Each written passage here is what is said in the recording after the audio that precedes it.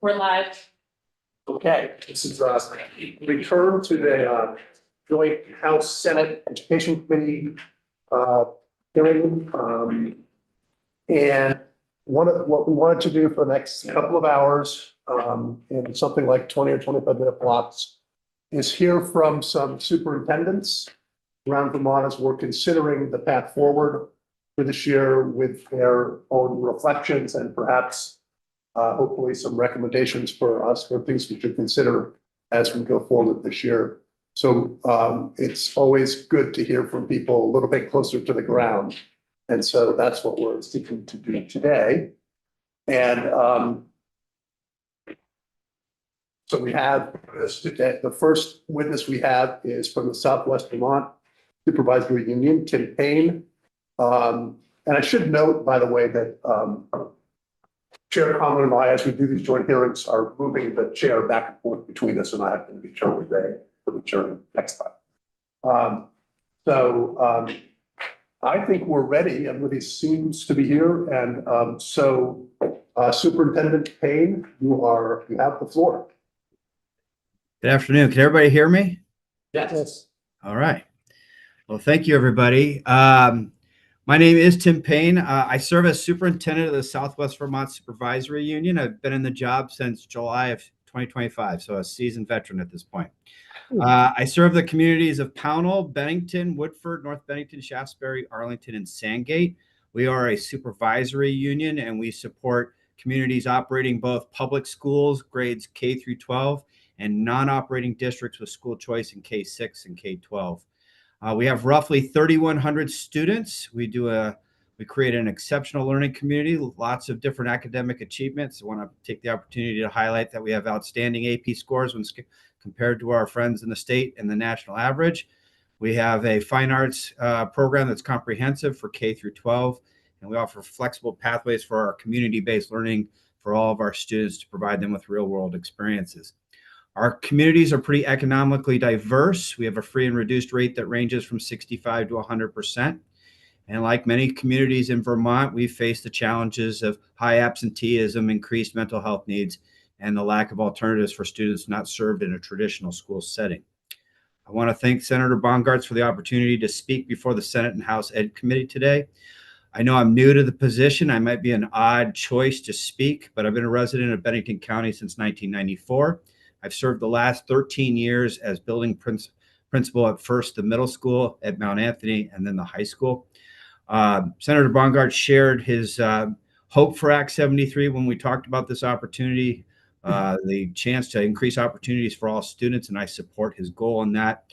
My purpose today is to answer his question, which he posed, which was, what should the focus of educational reform in this session be?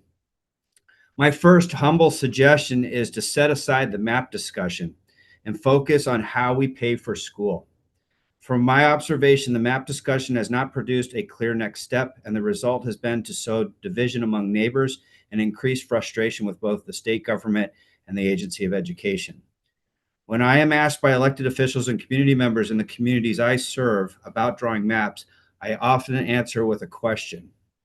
My question is, if the current school districts in Bennington County, which is the BRSU and the SBSU, were to be merged into a larger district under Act 73, how would a student living in Pownell at the southern border access school choice more northerly Manchester? Bennington County is made up of communities with long traditions of both school choice and public schools. If you can't answer the question in a way that offers all students a better opportunity, why are we talking about maps? As a new superintendent, I have spent most of the fall speaking to community groups and explaining how school budgets are developed under the current system. Longtime residents are often stunned when I tell them that much of the process of determining their property taxes happens after they vote on a school budget. They are equally surprised to learn that their taxes fund the entire state of Vermont and not their community schools directly. And good luck explaining to a resident of Shaftesbury why they pay a different property tax than a resident of Bennington. The current system is confusing and filled with accounting maneuvers that change every year, and yet we are all amazed that taxpayers are increasingly frustrated about being able to afford in beautiful Vermont. My interactions with community members in just 6 months has solidified my understanding that there is an immediate need for an equitable and predictable system to pay for schools in Vermont. Returning to Senator Bongard's goal of providing better opportunities, I do offer a couple of concrete suggestions, as was the prompt. First, adopt a budget process that tells us how much money we have at the start of decision making. Then trust local schools to make decisions on how to fund their schools that reflects their values and their needs.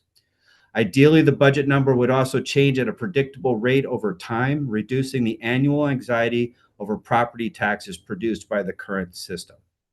Second, reward school districts who are willing to innovate and experiment how they deliver an outstanding education for every student. The Agency of Education could encourage us by eliminating compliance and regulations that get in the way of experimentation and actually encourage schools to fail occasionally in their initiatives. Lastly, if schools are going to accept state dollars, they should meet common expectations and routine requirements. All schools should provide clear improvement goals to their communities, present their communities with their budgets for feedback, and be prepared to justify their request. And lastly, share their students' growth over time. As the legislature returns to business, the easy route is to ask schools to do more with less.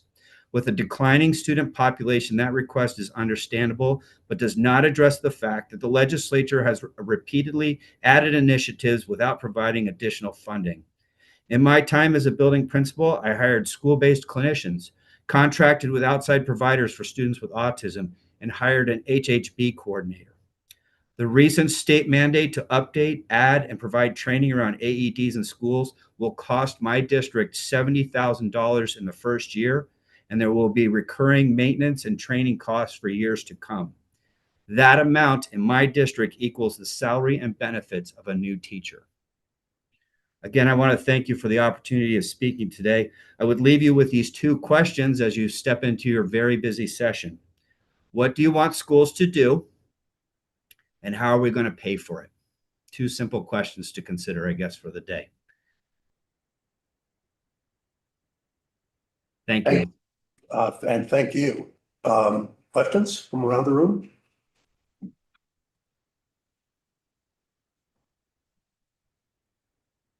I'll ask a very quick one. Thank you. Thanks for your testimony, Tim.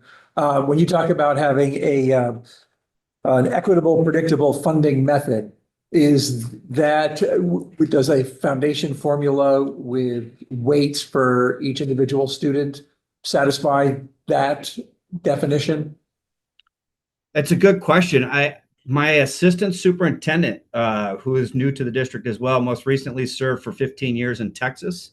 So she has quite a bit of experience with foundation formula. And so without applying Vermont numbers to it, I find it, I tell folks I'm foundation curious. I'd be interesting to show me if you had a number assigned by kids by weights, I could give you how many kids I've got, and you told me this is the amount of money you can expect. I think it would be a good tabletop experiment to walk through. Could I fund school? What would I have to prioritize? I think that would be, well, I can use a real world example. Last night I met with one of the 6 school boards that I represent, and we were moving forward with the MAU budget. And I have a community who will see, I have a budget that will rise 1%. Assessment on one of my communities will actually go down 1%, and yet they will pay more than 9 cents on the $100 value on that. And that's hard to explain to a community member who sees that their budget is down, but their taxes are going up. If foundation formula could address that, in that, here's your money, Tim, we can predict what your taxes are going up. I think that's a conversation that builds trust in your community. Because right now, I'm telling you that we're not building trust in the community. When the community sees me on TV saying my school budget is up 3%, but their taxes are going up 12, 15, 20 cents on the $100, that's a hard conversation to have. In the moment that I'm buying bananas in Hannaford and they want just 2 minutes of my time to try to explain ed spending in, a short brief period. Did I answer the question? You did. Thank you. Appreciate it.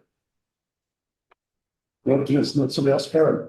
Can you talk to us a little bit about the enrollment trends in your district and across the schools and average class sizes? Do you see any challenges in meeting the minimum class sizes that are put out in Act 73? Yeah, great question. I think we are experiencing the same trends as the state. And in fact, we are in the process of gathering information over, we went back 15 years because we have a 5-year projection right now.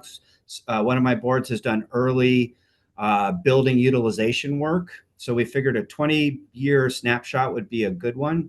And so we definitely mirror what you're seeing in the rest of the state, which is a slow decline in enrollment over time.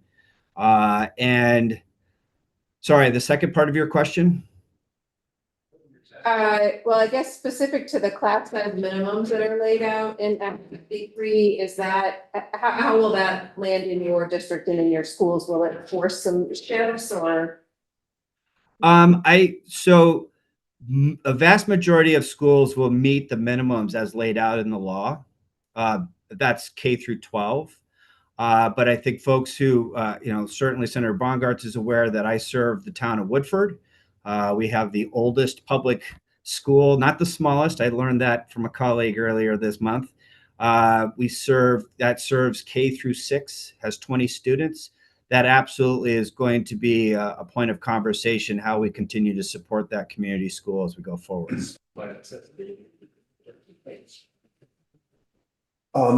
Thank you. And you're welcome to stay around and listen to everybody else, and who knows, another question may come, but you also probably have plenty of things you have to go do. No, I'm going to hang out again. And again, I appreciate everybody's time. I'm hoping that my board meeting later on this evening goes as smoothly. You guys have been a lovely audience. Thank you. Thank you. So next we have Sherry Sousa. Maybe. She was on. Let's give her a minute, and it's not a problem if we go to somebody else and then come back. Okay. Well, why don't we move past Superintendent Sousa and go to Adam Bunting? Oh, Adam's here. Yeah, yeah. I do have a slide deck. I don't know if that's something that can be projected. If you have a device, we can make you a co-host. Okay.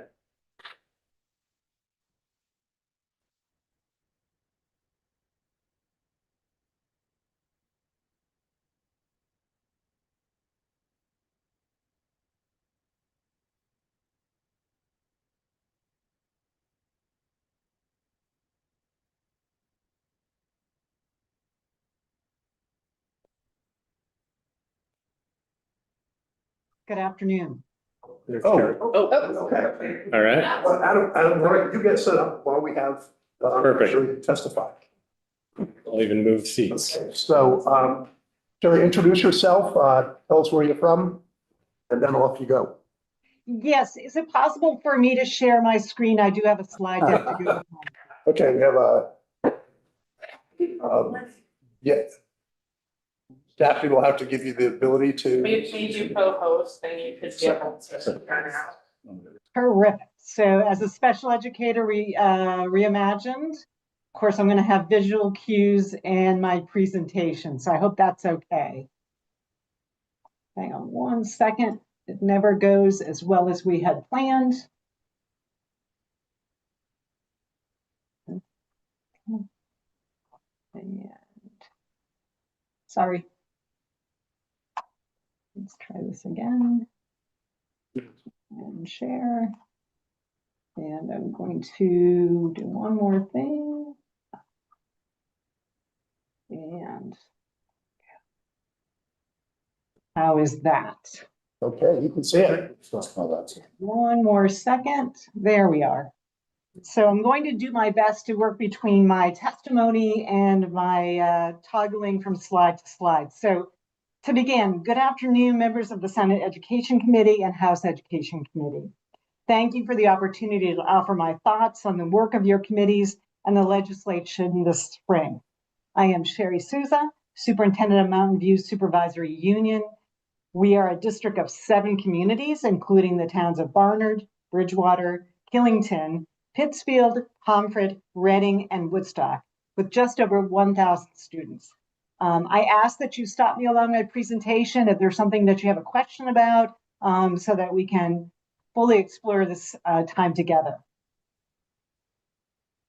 So you asked me to speak on 3 topics regarding the future of public education in Vermont. As a transplant to the Green Mountain State, I pursued the opportunity to work as an educator in Vermont more than 30 years ago. This state then had a reputation for progressive educational philosophy and a commitment to meeting the needs of all children. I have remained here as a special education teacher, building-based administrator, special education director, and for the last 7 years, superintendent, because that vision has been a reality for me. I have always felt that Vermont provides the space for inspired educators and the potential for creative responses to challenging needs. I hope that my varied experiences and belief in the Vermont public education system allows me to offer an informed opinion today. First, you asked me to speak to the School District Redistricting Task Force and their report. The charge of this group was to examine statewide consolidation options and propose new district configurations intended to improve equity, quality, and fiscal sustainability. This was a Herculean task with limited time and state data. I value the intellectual curiosity of this group of legislators and experienced Vermont public educators as they fully dedicated themselves to the task.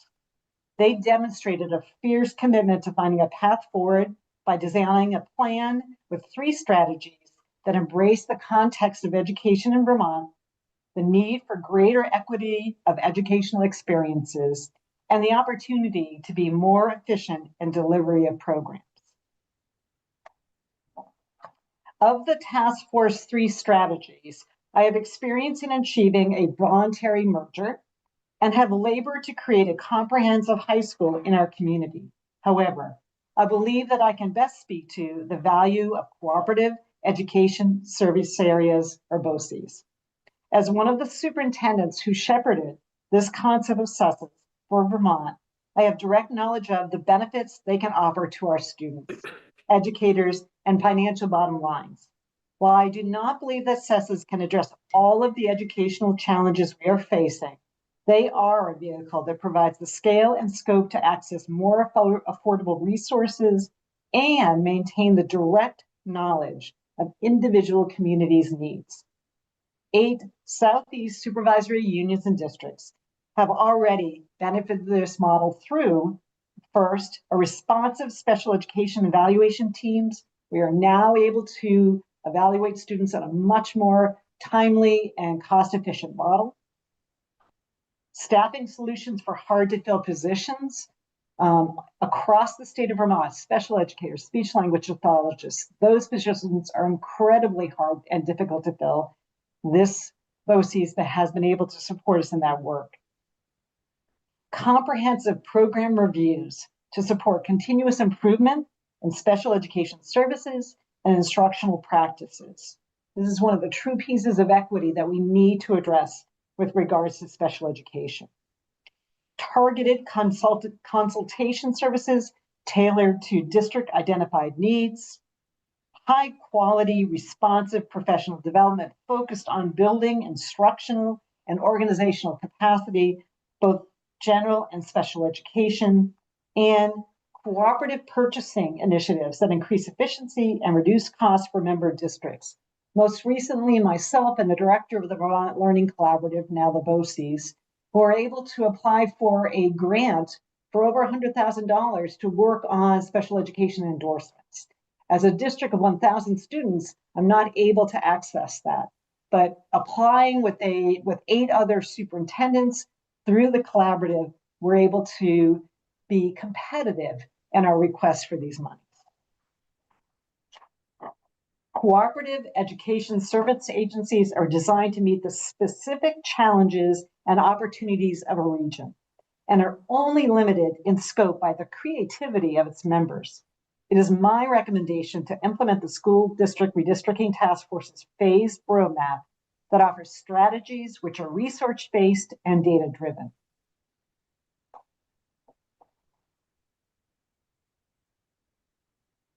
The Vermont legislature has been a partner with school leadership in providing quality educational experiences for our children and attending to the financial challenges we are facing. House 630, which brought us the opportunity for CESA, has been a significant piece of legislation positively impacting student outcomes and financial efficiencies. The same can be said for Act 73. This legislation, I believe, codified some of the challenges of educating students in Vermont and put steps in place to begin the work to address them. For me, the valuable outcomes of this document include minimum class sizes and grade requirements that recognizes the quality of student experience and financial efficiencies coexist. A path forward to access school construction aid, an attempt to achieve a statewide calendar, graduation requirements, and the goal of a foundations formula to address equitability of school funding. The foundation formula was presented as a means to achieve equitable funding for students so that an individual zip code did not dictate the quality of the education they receive. In essence, it provides districts the same dollars per student. The reality of this method is that districts that are more efficacious can direct more dollars directly to each student. Districts that are less effective will deliver fewer dollars directly to each student. I believe that until we evaluate the root causes of inequity of educational experiences and address those specifically in legislation, we will continue to maintain this pattern of varied student outcomes and experiences. Here's what I'd like to see further addressed regarding the funding formula. First, provide evidence for the implementation of this methodology by offering measurable positive impacts on schools, students, and taxpayers. Next, analyze the impacts across district sizes, demographics, and regions before making changes to the funding structures. Finally, ensure that formula accounts for the integration of both academic and CTE pathways so that neither is disadvantaged and students have access.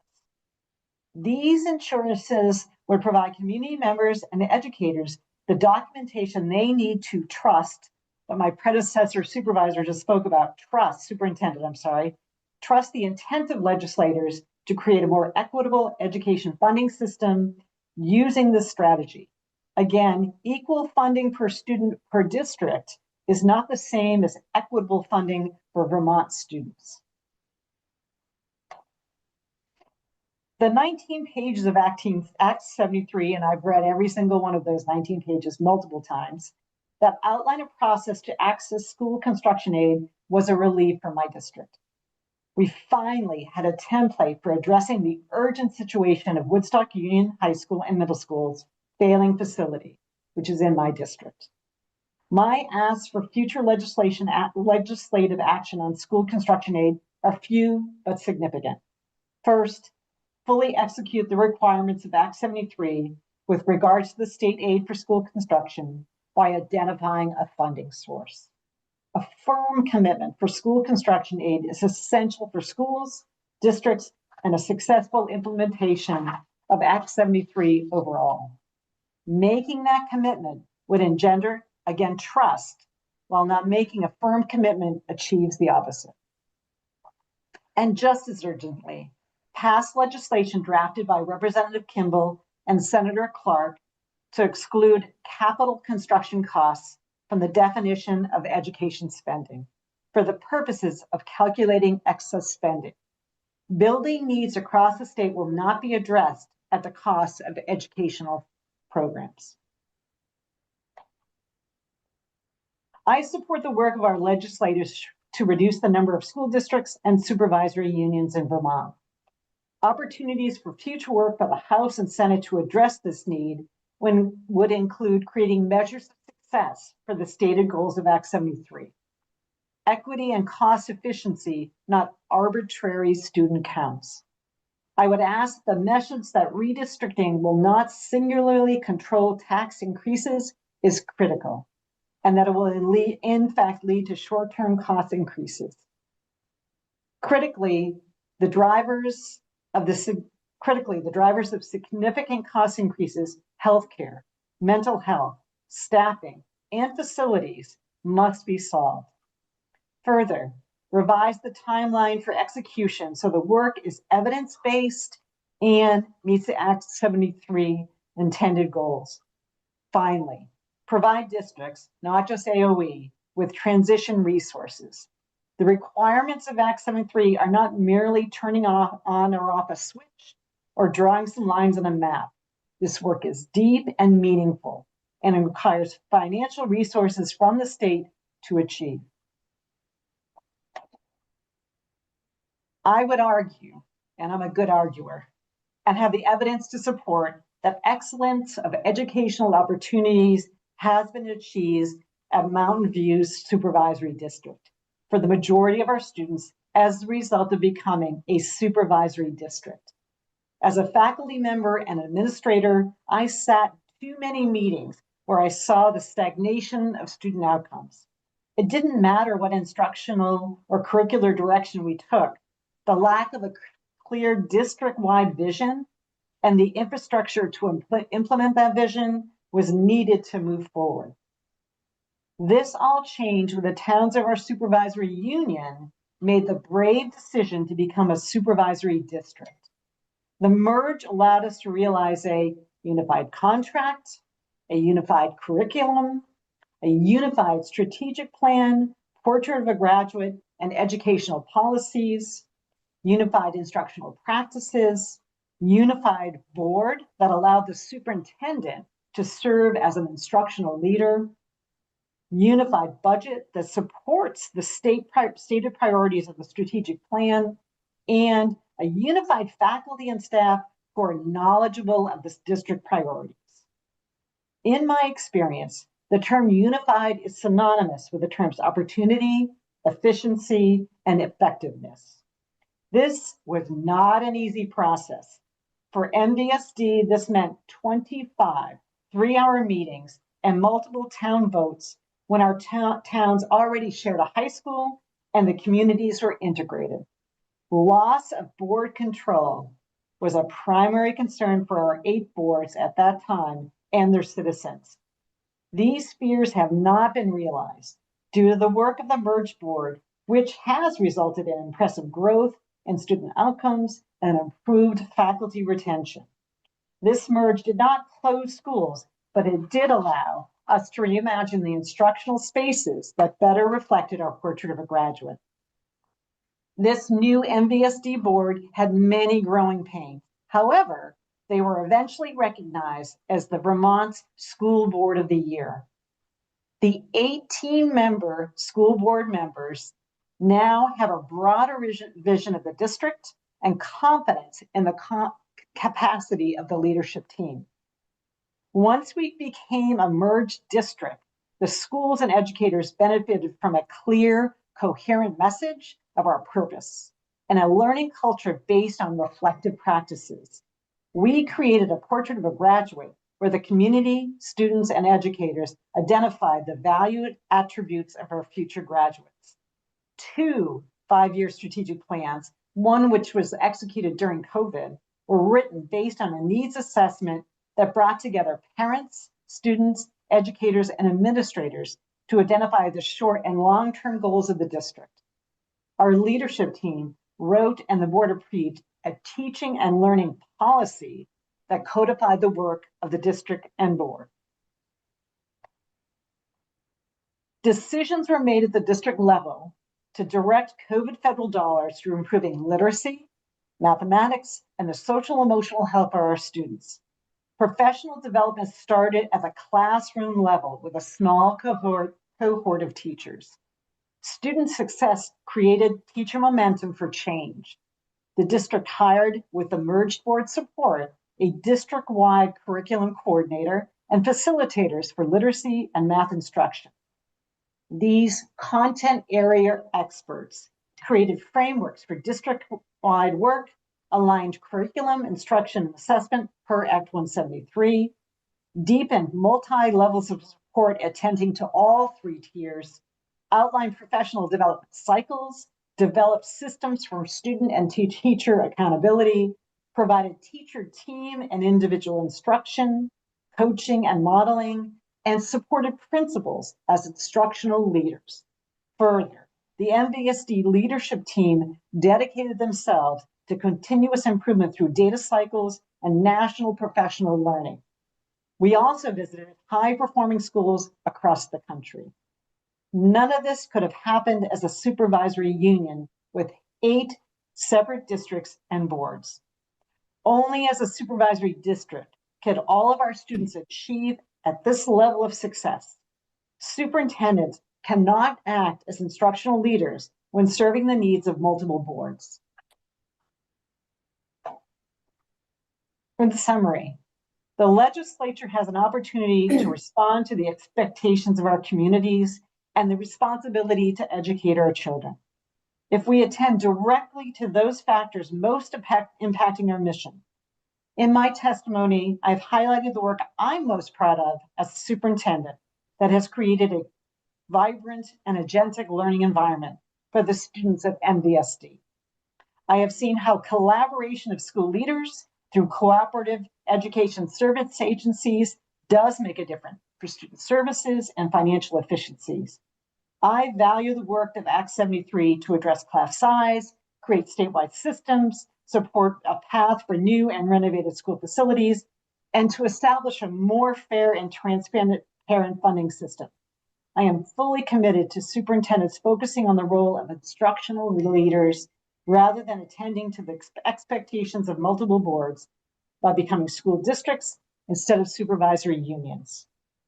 I would also ask that the reflective practices in place at MVSD also be considered by Vermont legislators by considering these 3 questions in all contexts. Does our work create more equitable educational experiences? Is the work supported by evidence? Does it expand opportunities for and produce measurable positive outcomes to student learning?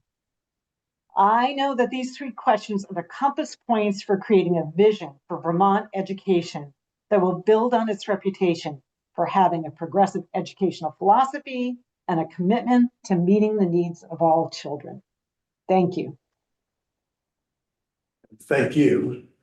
We have time for a few questions or a couple. I had one, Sherry, you're a relatively small district with 1,000 students, and the legislation contemplates having those districts get bigger SDs or SUs, whichever it is, take a larger size. And what's your perspective on that as somebody who has a district that you've achieved what you've achieved in that district of 1,000, and just sort of want to get your thoughts on that part of the legislation?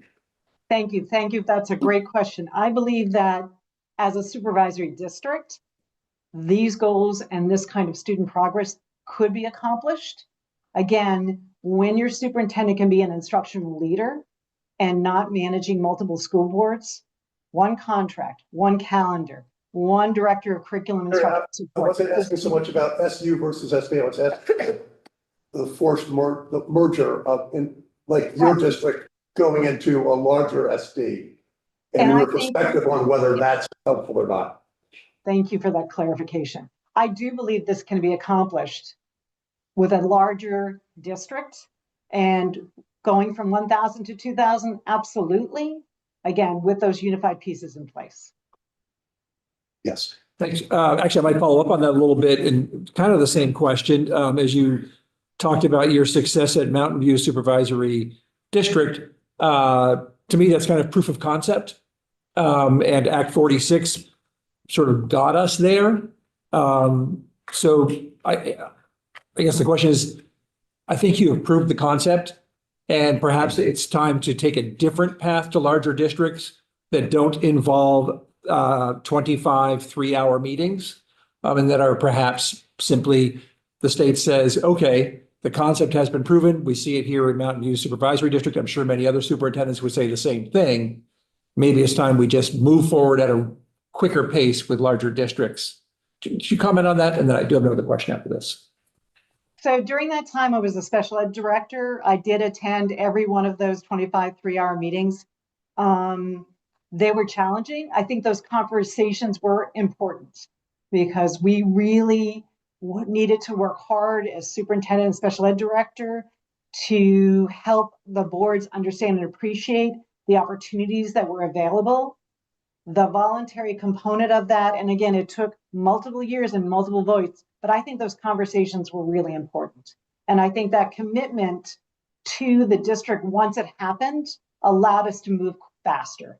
And I see other situations where that commitment might not have been achieved, even though through a voluntary merge, and I saw districts pulling out.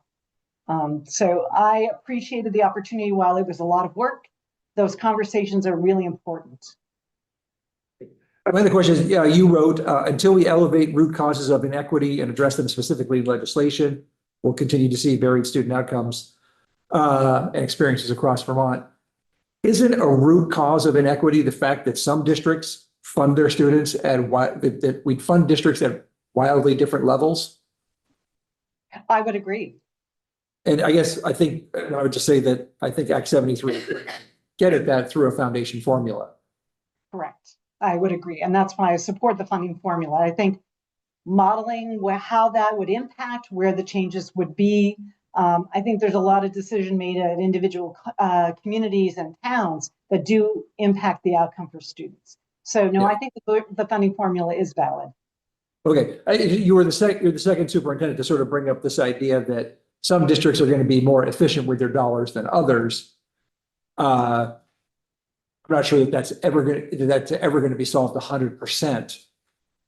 But I guess I see a much more important root cause just in how different districts fund their education. Well, and I would defer to how different district supervisory unions use the COVID money. We were incredibly strategic. We really focused on literacy, mathematics, social emotional. We didn't hire additional positions. We used our resources for professional development. We saw this as an opportunity to really move the work forward in ways that we couldn't accomplish otherwise. So I think there are certain levers that can be pulled with financing. It was challenging. There was a request at time in our district. We wanted a paraeducator in every classroom. And we were very careful on how we used that COVID money to make sure that it was used in a way that would, in the long term, impact literacy, mathematics, and social emotional. So I think there are some ways that money is applied, and that's the efficiency and accountability in terms of what is the work to be done and what are the goals that are set. Thank you. Representative Brady. I have two questions. The first one is same. I think I'd like to ask all superintendents what your enrollment trends look like, and if the class size minimums in Act 73 would impact any of the schools or configurations within your schools currently. So we've maintained our enrollment. We did have a bump during COVID. We had a lot of people who had second homes and moved up here during that time. Post-COVID, we have maintained to be a district of 1,000 students. So over the last 13 years, that is pretty plus or minus 10 where we've been. So we have not seen that 20% decline in enrollment. And I would say that speaks to the level of success our students are experiencing. So people who are looking for a successful school district, they're staying and they're maintaining. I would also say that another factor is that we have full-time public pre-K for 4-year-olds and 3-year-olds when there is room and capacity. So I think those two factors have encouraged people to move to our region, stay within our region during that time. And so we have maintained enrollment in our district. In terms of class size, we have one very small elementary school. The challenge we're facing is their classes are multiple grades and they are not within the band that is in Act 73. Our challenge is that we do not have an elementary school close by, that if we move those students to join another elementary school, the closest one is full. There is no capacity in the closest elementary school. And so at this point in time, we will continue to have Reading Elementary open because we have no other place within our district that has the capacity to take that number of students. My second question is, I know that there's a huge facilities need in the high school. Are there discussions happening already around a potentially different configuration for that high school to bring more students into a newer building? I know that the landscape here in the state makes it hard to do future planning right now, but I'm curious if that's happening at all or what the potential is for a regional middle and or high school if we have facility money. So what we've recognized is a pattern where at this time we have 8 different communities as part of the supervisory union. Pittsfield is also part of those 7 towns. We have 20 other communities that have sent students to our high school. So quality of program has really, and success rate, we have 50% of our high school students participate in AP classes. We offer 17 different AP classes. So while our facility is failing, our program is doing extremely well. And so that's how we've been building and maintaining that 1,000 student population or the population in our middle school and high school by offering high quality programs that are really engaging opportunities for pathways for instruction. So that is how we're trying to build our student enrollment and maintain it. We also believe that when we build a new facility, more students will come. They are, at this point in time, even though we have 20 communities in addition to our 8, I think there is fear, and we've experienced that. A week ago, 20% of our bathrooms were down for over a month at the middle school and high school. We are putting in money into that building and to replace a failing sewage system in our cafeteria and a boiler. So I think while we are bringing students from other communities, there is a great concern about the longevity of that facility. So programs are great, but still when students walk through that building and see the challenges we're facing, they may not choose to be part of our district. Thanks. Okay, did I see a hand? Okay, let's do one more and then we have to move on. I think I have the opposite question of Chair Conlon, because I can see how 25 3-hour meetings would be extremely valuable. I wonder what your big takeaways were from fears people had that were unfounded versus the kinds of representation agreements you had to make during those meetings that help inform our work to support district mergers. So I think what came out of that meeting, and I think the real turning point for that group, Act 46 group, was the understanding and appreciation that all their schools, the 5 elementary schools, all feed into the same 7th grade. And what we were seeing, and I was a middle school, high school special ed teacher, students were coming into 7th grade with such diverse experiences that we really were losing the first year of school because we had students on different curriculum, different pacing, different experiences. And so the realization that they all became ours when they entered our middle school and high school, they were all our responsibility. And that as long as we allowed schools to have their unique personality, and that's continued with having similar academic experiences and social and emotional experiences, once that was understood and appreciated, the movement forward happened much faster. I think there was a real concern, and we see, and it continues, that the unique personalities of each school would be lost by becoming a merged district and having the same curriculum and instructional practices. But we've been able to demonstrate very successfully that that continues to happen and that we are having much more improved student outcomes. Can I just ask quickly, are there some outcomes, it doesn't have to be now, that you could share with us that you think have materially improved we can point to? Well, I think that slide, and you have access to that slide, you can see the amount. Again, we were at the Vermont state average. We were at 65% in literacy and math, lower in math. You can see, and our scores right now are even more improved. 80%, 85% of our students are proficient in literacy and 70% are proficient in math. That puts us in the top 5 to 10 across the state. What is most impressive and what I'm most proud of, the group of students that were not moving, we weren't seeing the growth rates we really wanted to see, were those students who are most economically disadvantaged. And in our 10th grade data last year, there was no difference in growth between our economically disadvantaged and our non-students. That I have never seen, and it's been incredible. When 50% of a public high school students are taking AP classes, including students who are on individual education plans, all students believe they can succeed. And I will tell you, for a teacher, when 80% of your to 90% of your students are proficient in literacy and math, it's a game changer. The kind and quality, pace, deeper learning you can achieve when the large majority of your students are proficient, much different. Thank you so much, and please stick around if you're so inclined. And we'll now switch to Adam Bunting from CVSD. Thank you.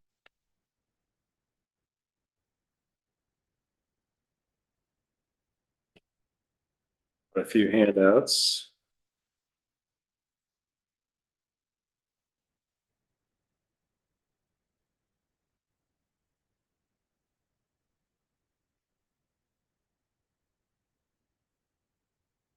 Hey, thanks for having me today.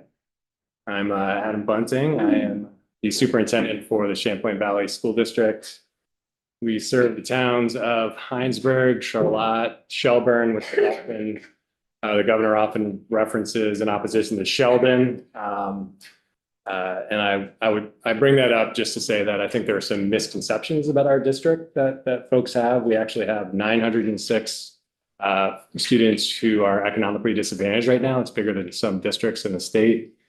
So often when our community, Shelburne, is being held up in opposition to other places around the state, I always want to clarify that. We also serve Charlotte and the mighty St. George, small, but an important part of our community. So it's interesting that I'm giving testimony today. It's a little bit of a serendipitous timing. Well, I suppose that's a little bit redundant. I've been working with my, what we call our lead team. We have monthly meetings with all of our administrators across the district. We were collected today. We've been working on a year-long community-based design process that will end up being a multi-year process to really think about, and I'm going to talk about this quite a bit today, mapping and maximizing student engagement. You'll hear from me again and again and again that I think the most important metric we have is student engagement, and that we actually can look at that by student, we can look at it by school, and that we need to start thinking about that as a state. But as part of our design process, we've been looking at human-centered design principles, and watched a clip today from someone named Don Nelson, who's an author, a designer, and a cognitive scientist. And he talks about the 4 elements of really good human-centered design, which is what you all are engaged in all the time. He talks about you have to really design for people, not as we think they should be, but as they are. That we have to look at really solve for root causes versus symptoms, keeping in mind that everything is a system, and that ultimately we need to start thinking about small and simple interventions because of the complexity, because of the nuance in what we do, we're probably going to get it wrong first time through.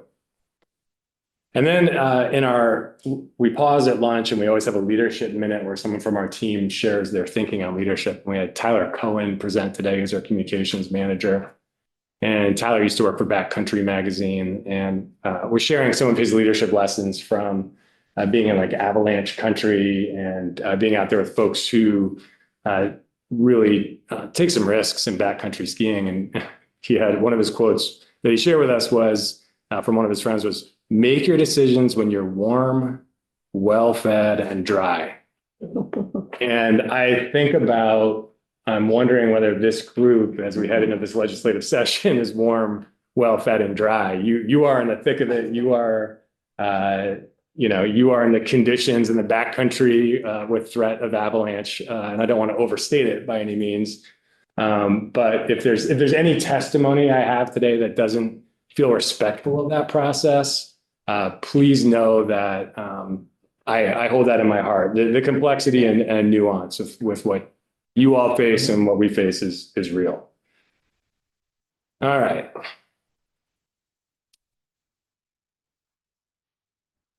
So this is just some stats you can look at later for who we are. It's a district. We have almost 3,700 students.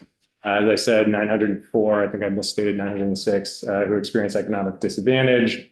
We have 113 multilingual learners. 20 students right now who are experiencing homelessness. Just to get to your question, Aaron, our enrollment trends about 4 or 5 years ago.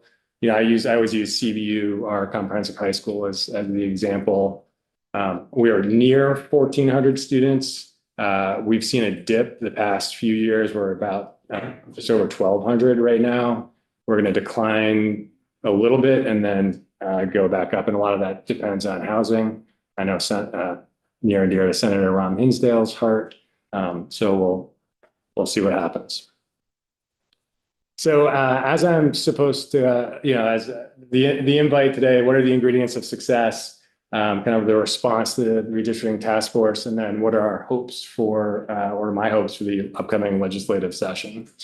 I'm going to tap back. I apologize for those who visited in December. So Senator Bongart's, I think you organized it, and getting everyone over to CBU. It was great to host the folks who are there. I always try to convey complexity through story. It's a little bit easier for me. I don't know if it's my English teacher background or not.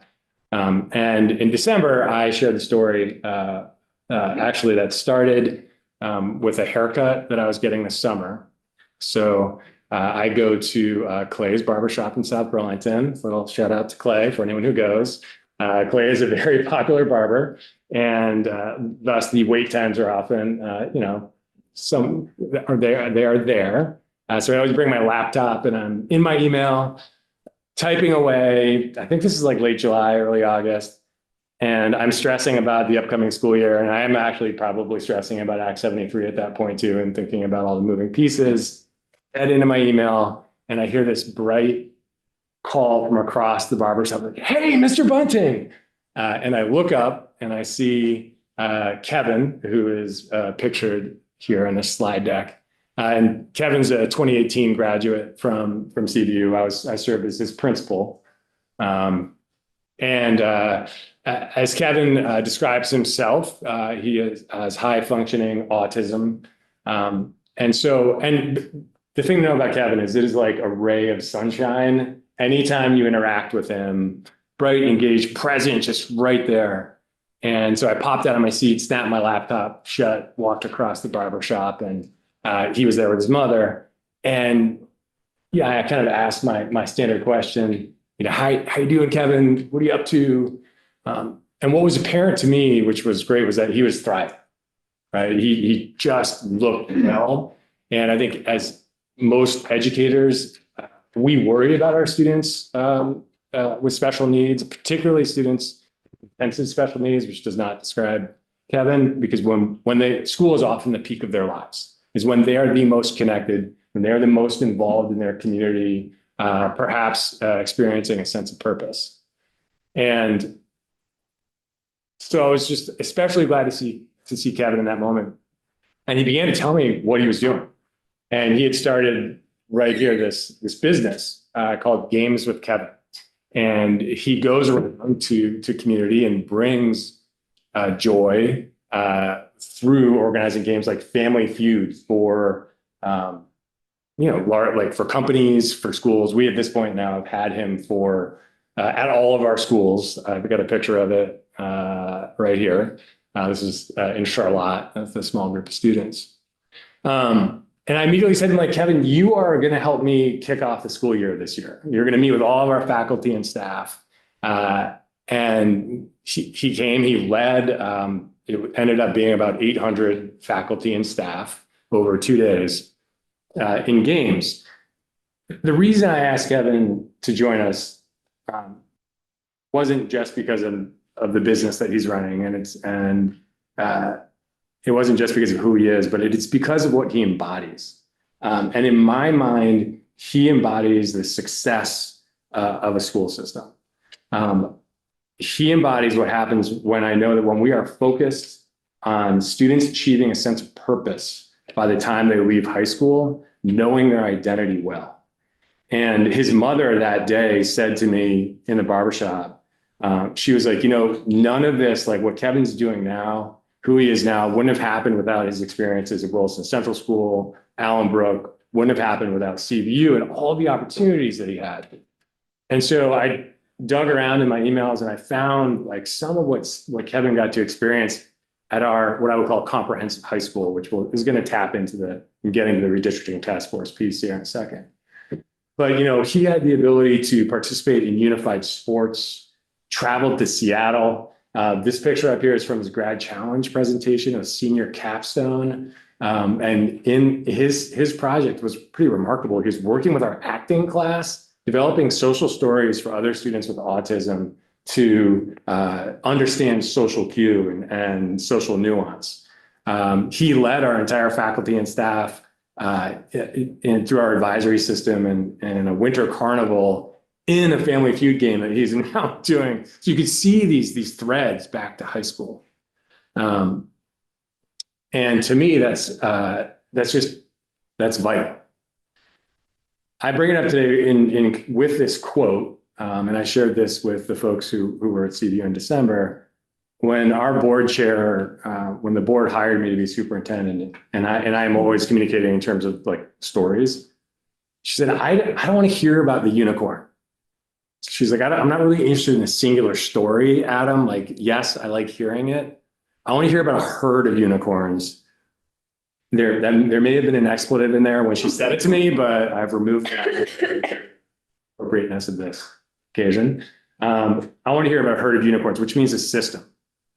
And so over the past, it's really been a decade, but more earnestly across the system, we've been focused on what you see in front of you. And this is what we call our engagement framework. So at the heart of learning is seeking story. And we look at student story and engaging students through 4 lenses: identity, connection, proficiency, and direction. And each one of those lenses has been fleshed out. And we are also measuring our progress with identity, connection, proficiency, and direction as a system. You can see some of the statistics that we have here. And as individual students, so that we can respond acutely and systemically. These metrics to me, our proficiency metrics that we talk about are important. But when we have students developing a sense of direction and we are actually measuring it and we're acting on it, that is absolutely crucial to long-term success of our students. So you'll see some of our metrics here. 87% of CVSD students score proficient or above on standardized literacy assessments. All of these are interlocking and to me are components of these. These are, when you ask the question, what are the ingredients of educational success? These are those. So I'm happy to speak more on that at greater depth in a moment. So I guess I would tie this into the redistricting task force's work in that when we look at strategic mergers, I think we need to be thoughtful of more than just size. And I think we should start considering, more creative metrics like the ones that we've developed at CVSD. I know there are so many districts around the state that look at these ingredients of success. And that we bring that mindfulness. I've seen people map out engagement. I would call it engagement per dollar or opportunity per dollar. There's some really interesting metrics out there that people are playing with. I'm going to recommend someone to come testify a little bit later. This also, some of this data also speaks to my concern with the mega district that was dropped last year for Chittenden County. When we start thinking about a 22,000 person district, what I've seen state level is we tend to focus more on compliance. I worry about the bureaucracy. I am not seeing a discussion. It's been about a decade statewide since I've seen a discussion about future facing learning We hear a lot, and it's important, about literacy and math. We are not talking about problem solving. We're not talking about critical thinking. We're not talking about the things that are being measured nationally. There are systems out there that we can move towards. And I think without that, then we are going to find ourselves behind the 8 ball. And that gets to some of the messaging. I wrote an op-ed a little while ago. When I saw, it was a senator and representative publishing, I think, some of the governor's messaging around the broken educational system by focusing solely on NAEP data, which is not disaggregated by district. That is deflating, that is defeating to our educators. It's an unfair narrative, and it's an untrue narrative when you start, I think, digging into different metrics. I don't think the general public really has an understanding about NAEP data. And I felt so strongly when people are publishing that type of rhetoric in our local newspapers, because people are going to vote our budgets down. We are going to lose resources for kids like Kevin, and that's not acceptable. And I'm not saying that's what my op-ed, I think, was a little spicy at times. But it really is a call for partnership. I think about, this is the narrative, I think about Barbara Snelling, who is a role model for me.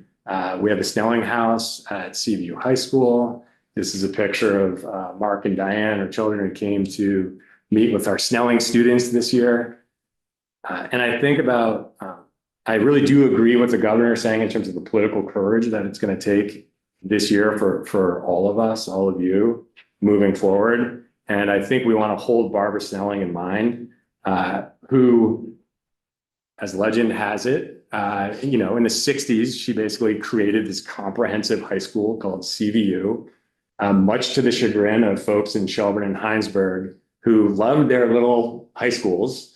And I think it was the one time that Dick Snelling lost Shelburne to, I think it was UD Thomas. Thomas Road is named after UD Thomas, who was a farmer in Shelburne at that time, because the constituents were, his constituents were so angry at this comprehensive high school.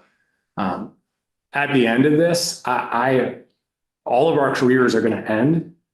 And I think if we can have a legacy like Barbara Snelling's legacy, where we have partnered and worked together to create something better for this state, I think we will all be proud.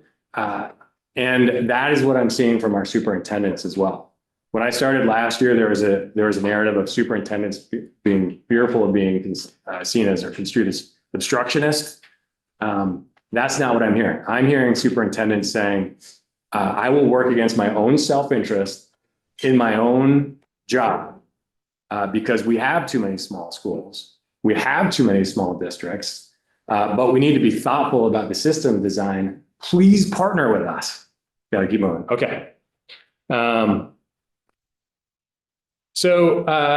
just moving forward into a few other topics, was in a supervisory union back in 2017. CVSD consolidated into a district.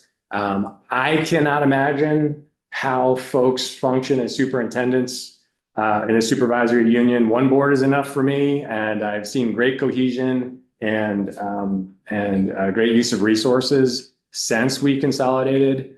We have folks, colleagues of mine, who have 14 boards across the state. I think Sherry's testimony said I don't know how anyone becomes an instructional leader in that capacity. Comprehensive high schools, absolutely. I think CVU is pretty close to being a comprehensive high school in the biggest district. I go back to when I was principal at Montpelier High School, just down the road.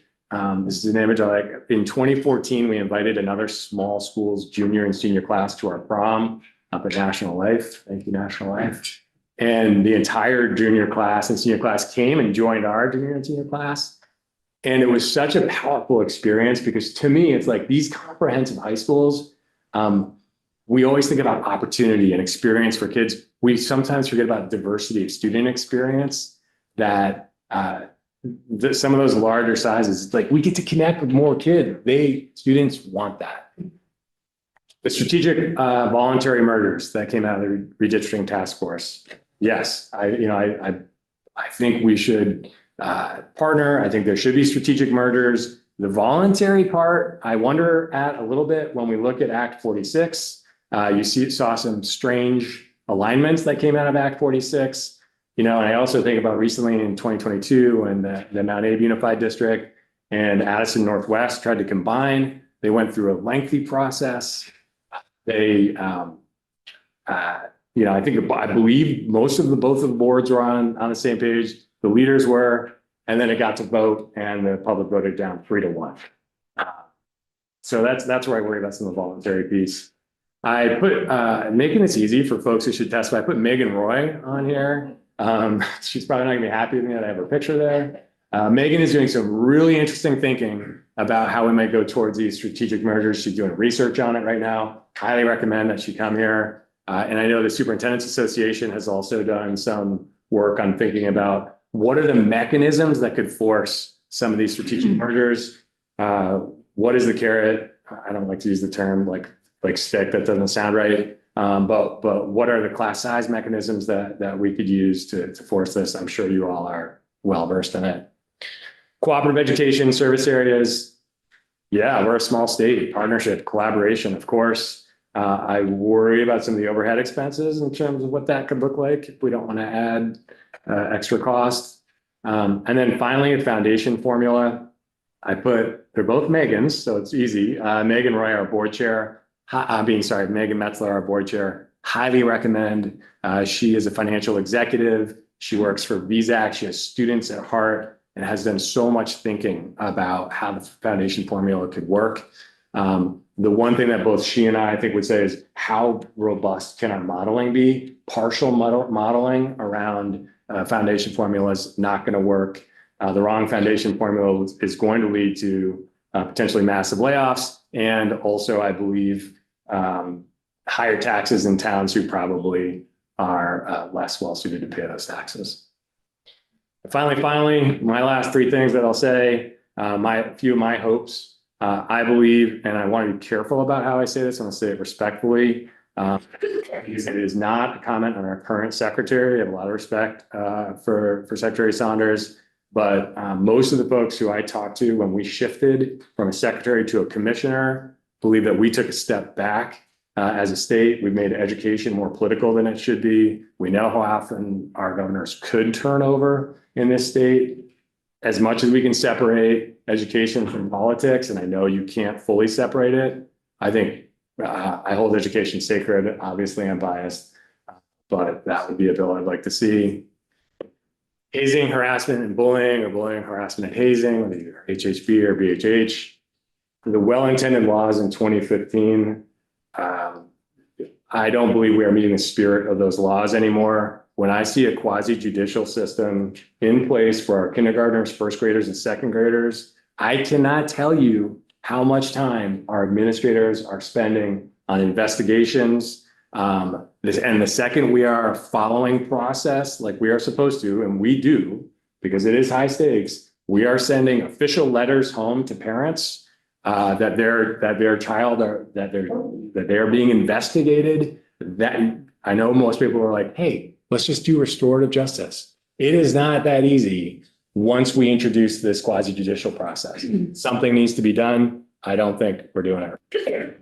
And then, of course, you know this, housing, healthcare, and economic development. Looking solely at education doesn't make sense. I don't want to position myself as an education leader where I'm like, oh, you're coming after us? Well, look at healthcare or look at housing. These things are all tied together. We each need to take responsibility for it. I will tell you our budget this year, however, $16.9 million of our budget is tied up in healthcare this year. That has grown 47.5% since FY21. And I believe that's when the state adopted the statewide negotiating. And then I've got some other benefits of comprehensive schooling, but to stop there, you gave me kind of a 10-minute warning 20 minutes ago. So, I'm excited. Questions?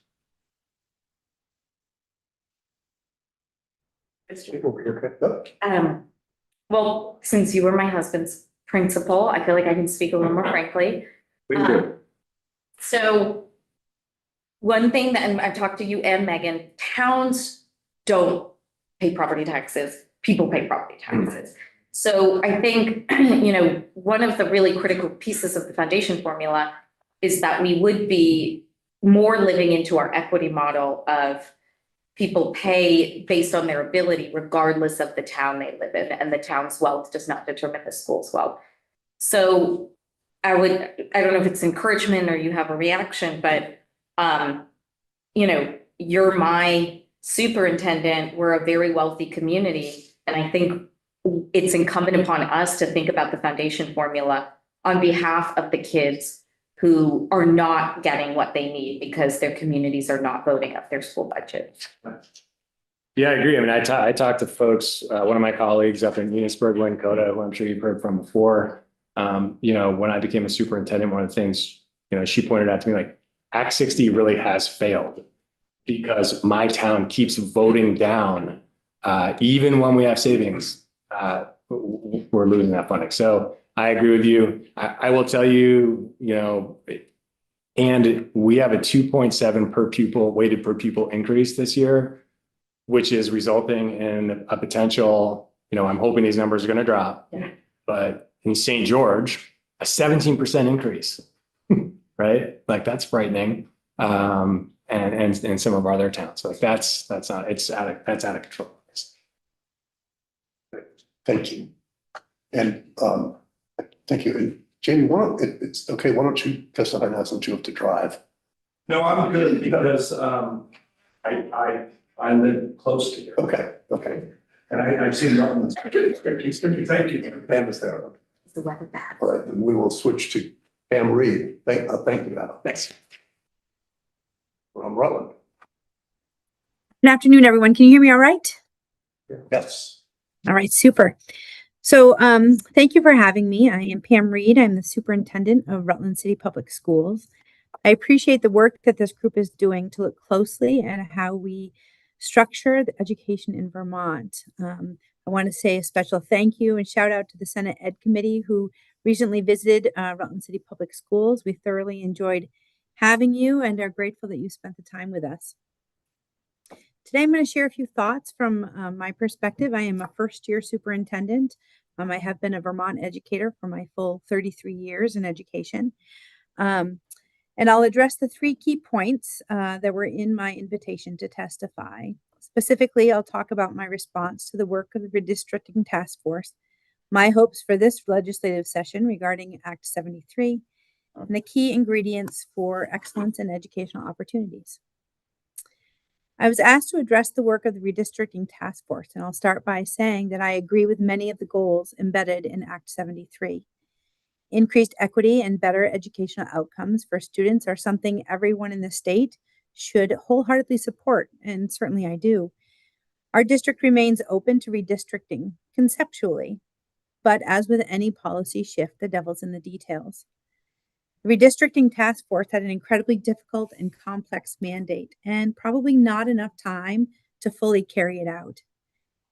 We would not have opposed all redistricting proposals outright, but we did leave the process a little relieved with the outcome, specifically because the CTE-based district map raised some concerns for us. Our concern was not about the mandated regional collaboration. We actively pursue local partnerships and coordination with Rutland area schools, and we already engage in shared programming and services where appropriate. The issue for us was the governance structure that accompanied the CTE-based map. Moving Rutland City Public Schools into a supervisory union rather than maintaining our current school district model would not be an effective, wouldn't be effective for our operational framework or the needs of our students. I'm certainly not saying that structure wouldn't work anywhere, but for our district, it would have disrupted a model that's already been working well and serving our students effectively. Rutland is here to collaborate, and we simply ask that any future plans involving governance change be grounded in true understanding of how every community functions. For us, the school district structure enables us to plan across schools, align services, and manage operations efficiently. It strengthens our educational coherence, which directly benefits students. I underscore the sentiments that Superintendent Sousa made during her testimony. School districts support unification. Since I shared the concern that I had with the CTE map, I'll also highlight the benefits of the CTE map from my perspective. In our district, we benefit from having the Stafford Technical Center integrated into our system and attached by catwalk to our high school. That proximity strengthens access, coordination, and quality for students. The CTE map preserves access to Stafford Technical Center for our Rutland area high schools. Becoming one district with our area high schools would bring continuity to our students that attend the Career and Technical Center, as curricular decisions and credit acquisition would become much more cohesive and consistent. Overall, moving toward a more standardized and common practices across the state would help address some of the long-standing equity issues faced by our students in smaller, more isolated schools. These practices should not just apply to business operations at the district or supervisory union level, but also to efficiency at the school building level, and to support available to outcomes and the quality of instruction that they receive. I was asked to discuss the outcomes that I hope for this legislative session. And while I have many, I'm just going to focus on two. The prompt that I was given was to discuss how the legislative session could support me regarding Act 73. Here are my couple of ideas. We need modeling before implementing any new funding formula. Vermonters deserve to see clear estimates of what the changes would actually do, district by district. That includes modeling under the current configuration. We appreciate that this committee modeled a version of the formula for districts to review during the last legislative session. That kind of transparency was very helpful, but since then the formula as passed has changed from earlier versions, and we have yet to see new modeling. Under Act 73, the foundation formula was designed to take effect only if statewide redistricting process was triggered. That link was intentional. If lawmakers decide to move forward with the foundation formula separately, without first redrawing district lines, it's essential for the AOE and the Joint Fiscal Office to release their modeling to show the effects of the foundational formula in Act 73 on school districts as they currently exist. We could compare the work done for Act 73 to the work done ahead of implementing Act 127. That process was grounded in extensive modeling from Professor Tammy Colby and the UVM team. We had district level projections, estimated tax impacts, and time to review what the changes would mean. In Rutland City, for example, that modeling showed us a 22% reduction in our tax rate. Districts like ours have made significant progress under Act 127, which we are now only beginning to realize. We are concerned that without careful study first, this new model could have unintended consequences that might include reversal of some of the long-awaited progress from Act 127, which has only been in effect for just 3 fiscal budgets. The second hope that I have for this legislative session, again, focused only on Act 73, addresses the concept of volunteer consolidation. Over the past decade, it's become clear that most local communities are unlikely to choose to close schools or relinquish what they see as local governance on their own. If the state wants system-wide change, then it must be clearly directed and likely incentivized. Leaving it to local decisions will not get us there. There's a lot of attention on central office consolidation. That is part of the picture, but it will not deliver enough of the results of what we want. If we're serious about improving outcomes and controlling costs, then we must examine how schools operate day to day. That includes staffing, curriculum, facilities, transportation, and the support that we give to students in their educational programs. I do want to be clear about one thing.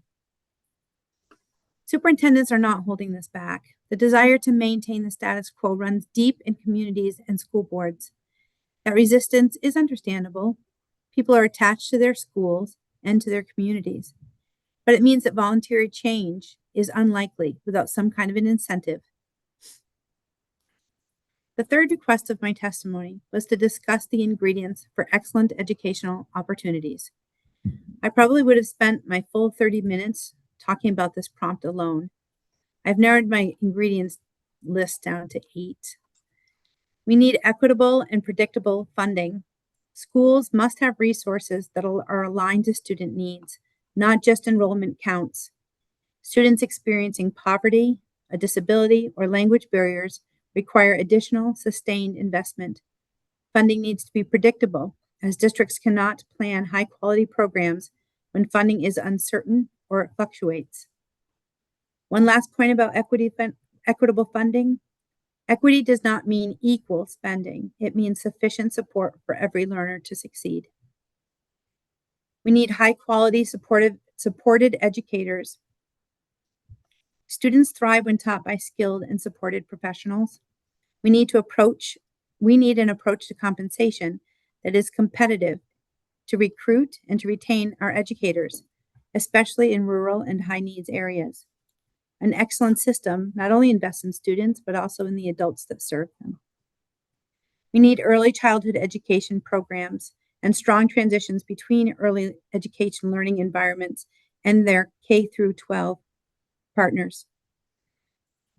Achievement gaps don't begin in kindergarten, but they will widen there if we do nothing. We need to expand universal access to high-quality early education. Early investment is one of the most powerful equity strategies that we have. My fourth ingredient addresses the need for comprehensive student supports. Students cannot learn if their basic needs are not met. Education policy must recognize that student well-being and academic achievement are inseparable. The fifth ingredient connects rigor and relevance, as well as flexible learning opportunities. Excellence means preparing students for their futures. Personalized pathways to success that honor students' interests, strengths, and aspirations need to be creatively incorporated into every student's educational experience. We need to have inclusive and accessible learning environments. Equity requires that every student belongs. This includes robust special education and multilingual learner services. It includes accessible instructional materials and programs that meet diverse student needs, as well as culturally responsive practices that respects Vermont's increasingly diverse communities. Inclusion is not a program, it's a commitment. Sherry spoke about this as well. Our facilities must be modern, safe, and well-maintained, regardless of the age of the school building. Across all regions of the state, we need to provide safe, healthy, and energy-efficient facilities, along with a capital funding system that does not disadvantage small or rural districts. The final ingredient is no less important than any of the others that I've mentioned, and that is the need for strong community and family partnerships, businesses, and community organizations. This would include regional collaboration among our districts to expand opportunities and reduce duplication. It was a long list, I felt like, when I was actually coming up with it. My closing thoughts. Excellence in Vermont education is not accidental. It's the result of intentional policy choices grounded in equity, sustainability, and respect for local context. If we commit to these ingredients, we can ensure that every Vermont student, regardless of their address, has access to high-quality education that they deserve. Vermont's education system faces real challenges, and we cannot meet them without being first honest about the trade-offs. We also must not break things that are working well in an effort to fix the things that aren't.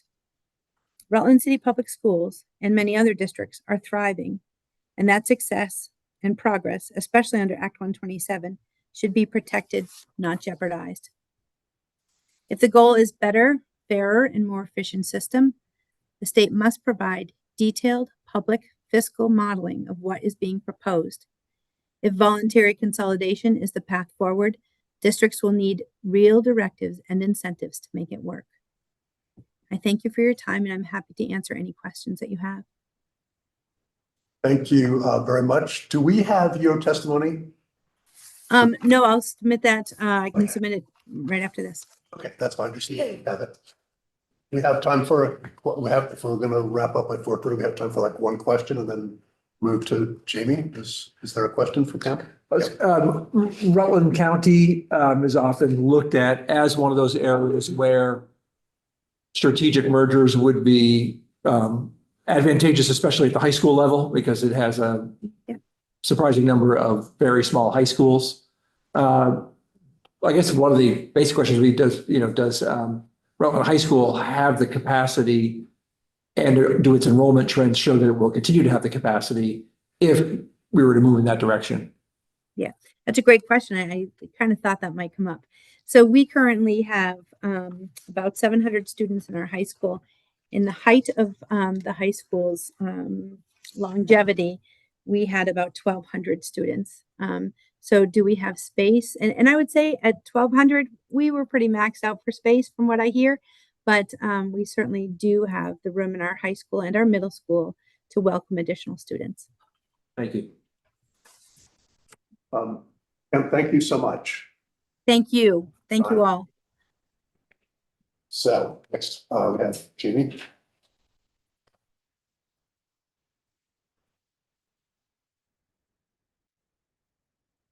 I did submit my written testimony, but I do have hard copies if anyone, that would be helpful.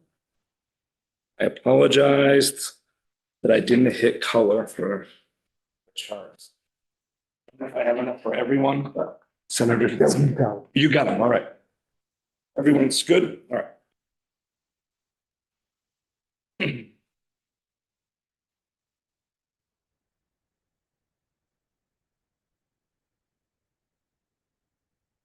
All right.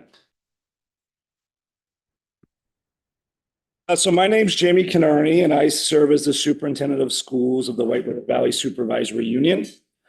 I'll refer to our supervisory union as the WRVSU for the remainder of my testimony. I'm now in the midst of my 6th year as superintendent of schools at WRVSU, and previously served as the principal for 7 years at the Williamstown schools. This marks my 15th year as an educational administrator. I want to thank both the Senate and House Education Committees for allowing me the opportunity to testify today on Act 73. I want to provide a little context of our supervisory union that I serve. The WRVSU serves 10 towns and 6 school districts. The towns served are Bethel, Chelsea, Granville, Hancock, Rochester, Royalton, Sharon, Stockbridge, Stratford, and Tunbridge.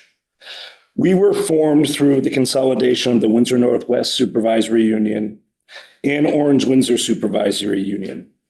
We also consolidated from 10 town school districts into 6, 4 unified and 2 single town school districts during the implementation period of Act 46. In addition, our supervisory union serves towns across 3 counties, Addison, Orange, and Windsor. I share all this to provide you a little bit of a visual representation of the size and scope of the work that occurs at the WRVSU. The WRVSU serves approximately 1,700 students, and I provided you a chart on the different operational structures within the supervisory union. I also want to thank the Senate Education Committee for your work to visit schools, supervisory districts, supervisory unions across the state over the past several months to learn in person about the wonderful programming, student achievement, and creative problem solving that is occurring throughout our school system to best serve our students, families, and communities. In addition, I want to thank you for your continued consideration and support of the supervisory union structure as a viable governance structure for Vermont schools. I want to be clear that I agree and support the intent of Act 73, which I put in my written testimony. Therefore, I'm coming in front of you today to advocate that we make certain that the next steps we take are strategic, intentional, thoughtful, and measured, in order to make certain that unintended consequences do not result in a detriment to our students or the future of our rural towns and the greater state. To this end, I support many of the steps outlined in the redistricting task force report submitted to the legislature. I would also articulate the willingness of the school system to work collaboratively to find voluntary mergers in order to create better economies of scale at the supervisory union and supervisory district levels. I haven't spoken with anyone in the educational system or constituent that I serve who believes that we need 52 SUs and SDs to deliver high quality and fiscally responsible education. But the means to how we address this is where I have some concerns within Act 73. There is strong evidence that voluntary approaches to creating collaborative systems and even voluntary mergers can create cost savings and improve educational outcomes in some situations. Cooperative alliances that facilitate cost savings and improve systems while still retaining deep local roots make sense.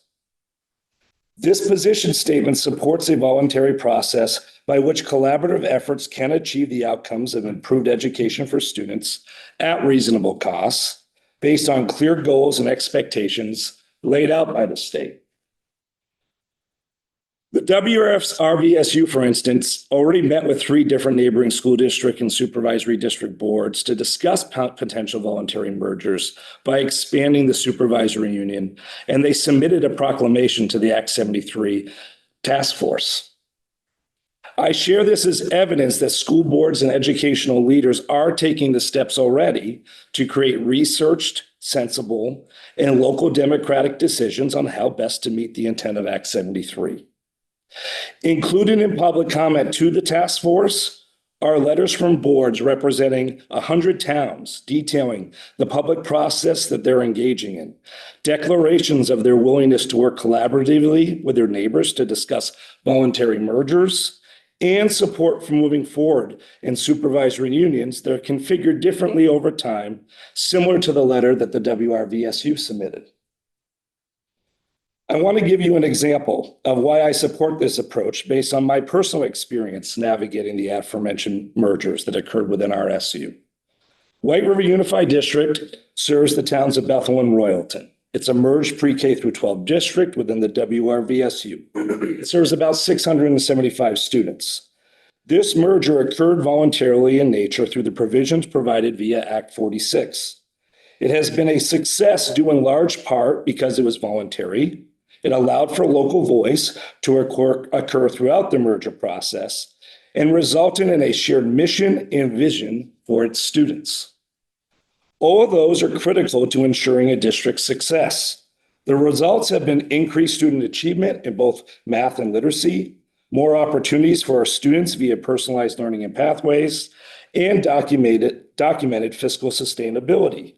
The long-term fiscal trends for the White River Unified District is that the Bethel education tax rate's down 1.1% over the last 5 years, or $34 on a $200,000 assessed property value.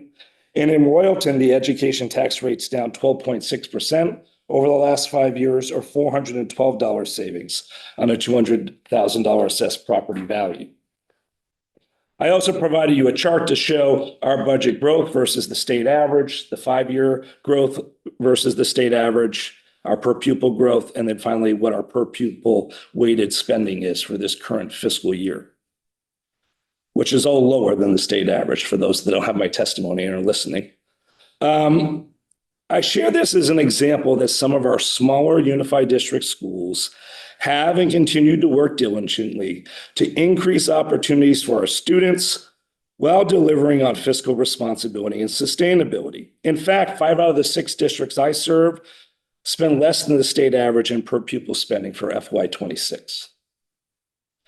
I am completely supportive of a change in the education funding formula and believe that our current funding formula consists of too many variables in order to provide predictable tax rates year to year, due to the complexity and the significant number of variables at play before you get to the finalized residential tax rate. To this end, I do believe that the legislature should continue to study, analyze, and work to fix the funding formula with increased research and attention to the foundation formula. You heard in testimony earlier, I'll give you an example. I have a district right now that our overall expenditure budget is less than a percentage increase.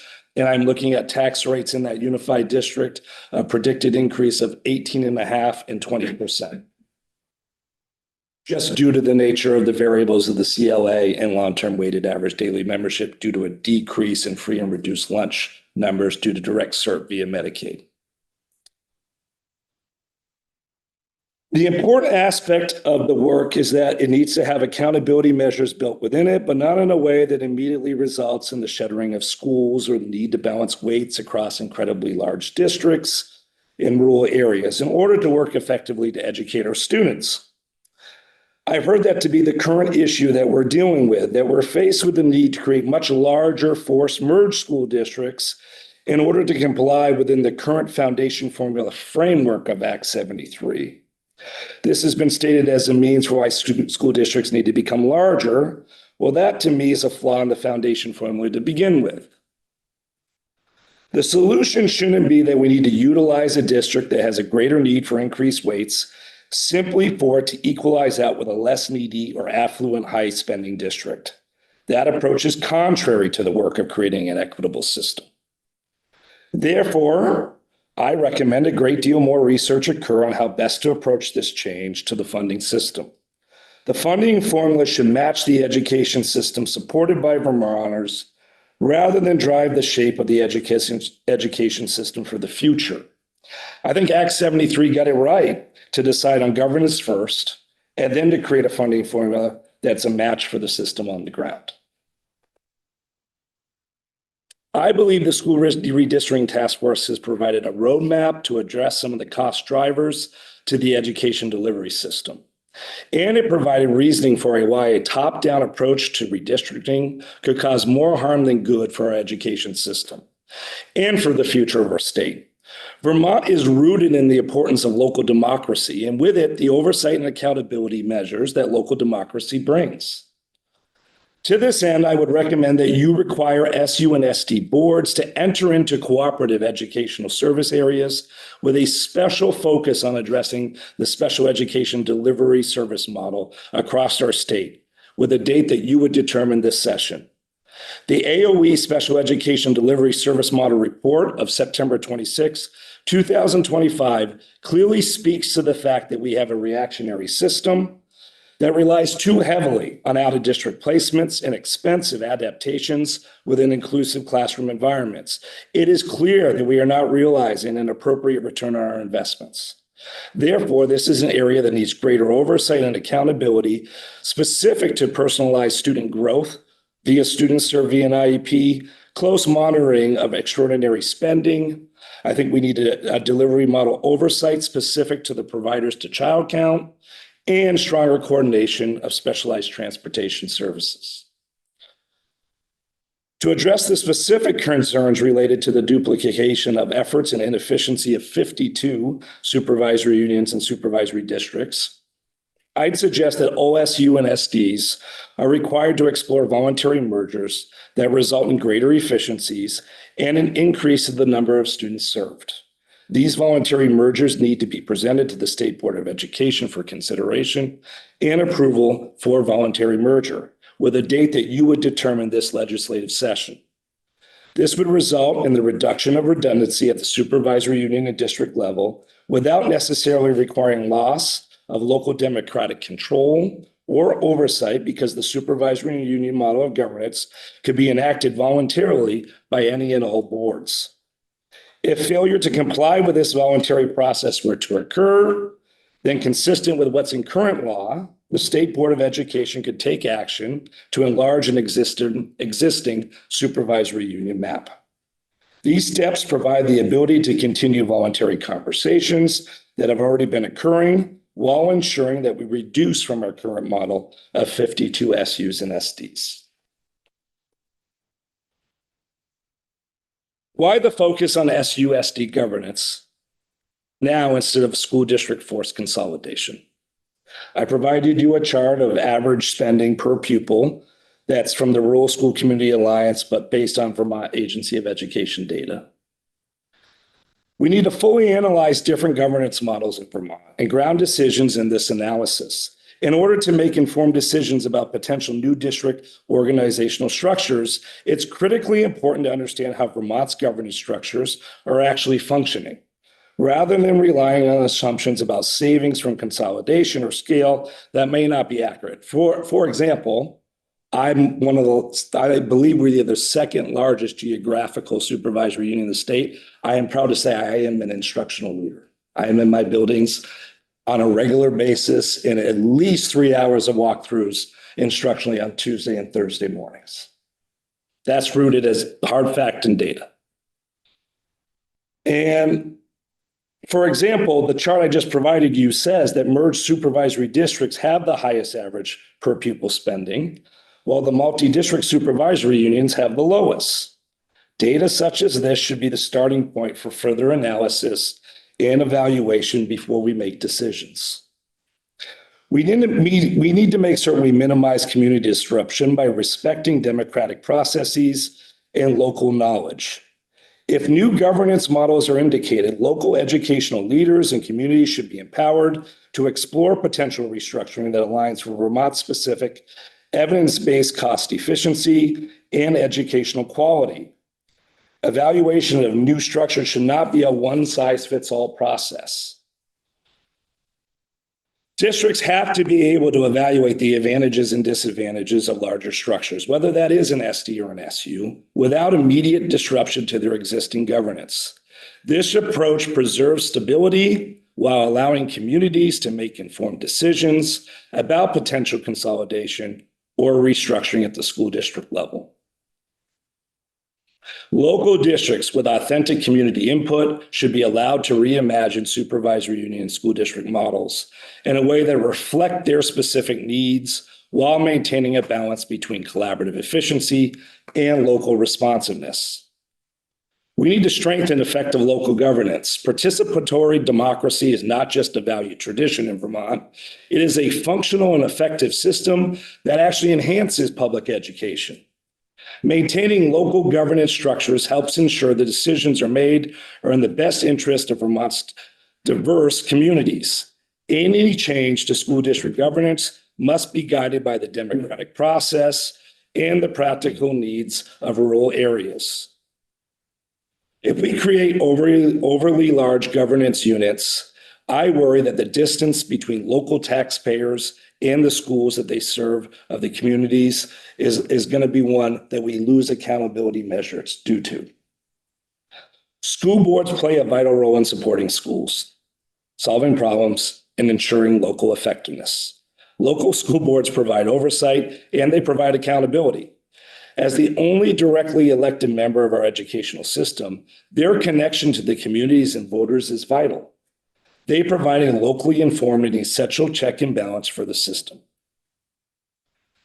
The education accountability system must include benchmarks for increased academic growth year over year. Per pupil spending oversight via the implementation of requiring school districts to comply with an excess cost spending threshold if we're not able to enact a foundation formula this in the upcoming, via the next upcoming sessions, and continuation of the implementation of minimum class sizes as a guideline for staffing. Failure to meet annual accountability measures should result in technical assistance from the Agency of Education.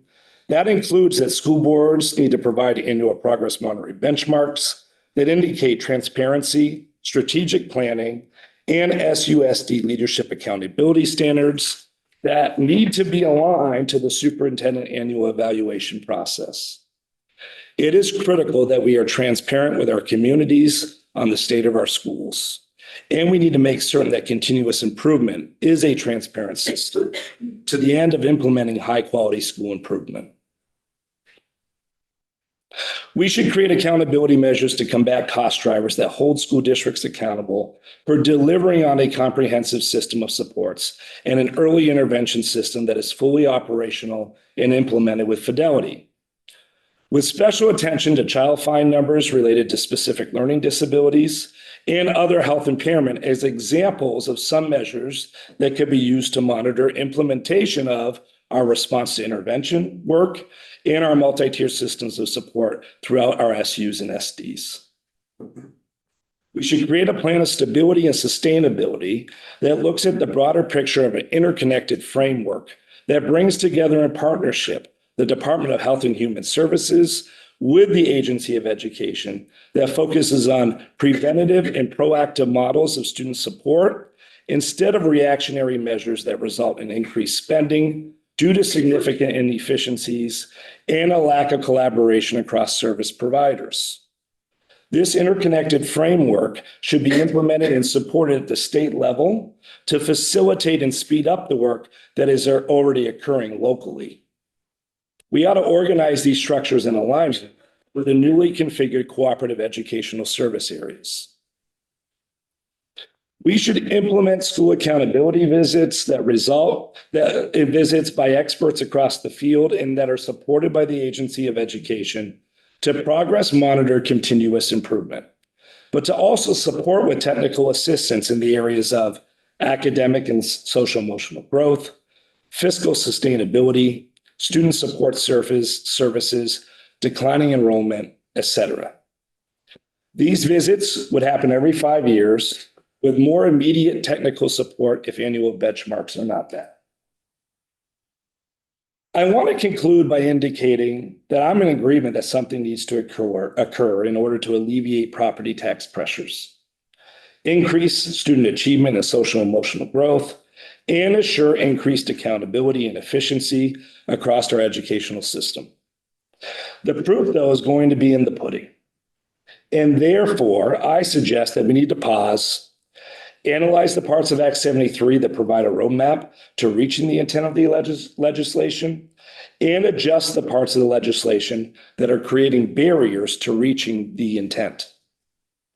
I hope that some of the aforementioned suggestions and thoughts regarding Act 73 that I just provided assist you with this incredibly critically important task. I want to remind all of you, and I've had the privilege to testify in front of you before, that I'm a product of our public education system. I'm a first-generation college graduate who was raised by an incredibly hardworking farm family. I attended both Linden State College and Castleton State College, where I was provided an opportunity to receive my college education while being supported by my teachers and professors as an individual. Hence, it's why I'm so incredibly passionate about the importance of our rural community schoolwork. I'm a product of those efforts, and that personalization is why I'm able to sit in front of all of you here today. I've asked and will continue to ask that we all pause during these reactionary times to make certain that we have an educational transformation plan moving forward that doesn't allow for any students to fall through the cracks, ensures a personalized education, and delivers on the solid and commendable intent of Act 73. There's a way to move forward that will result in education transformation. A top-down approach to forcing school district consolidation through the drawing of maps does not provide for local democracy to be at the forefront of the solutions, nor provide a roadmap for a majority of Vermonters to support. I do not believe that it's a loud minority that has an issue with a top-down approach to drawing maps. I believe, based on what we've seen with public comment through the task force, that it is actually a large majority that has this concern. I believe that Vermonters understand common sense solutions, the power of local democracy to solve difficult situations. And they've asked for and need a more transparent educational funding system, not a top-down mandate. The good news is there's still time to implement changes to Act 73 that will increase fiscal responsibility, preserve local democracy, increase school accountability, and result in increased student achievement and social emotional growth.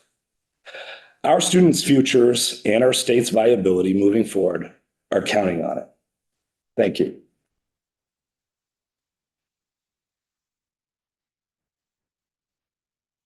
Just in your last comment, so you talked about there are ways to sort of use or not use Act 73, but in terms of achieving fiscal responsibility. Could you give us some, for instances? Yeah, I think that example, research on the foundation formula more, is a great example within Act 73. I think that you guys requiring the special education report and using that data then to take the work that the task force did, which I know the task force didn't deliver with maps, but it's a pretty good policy document.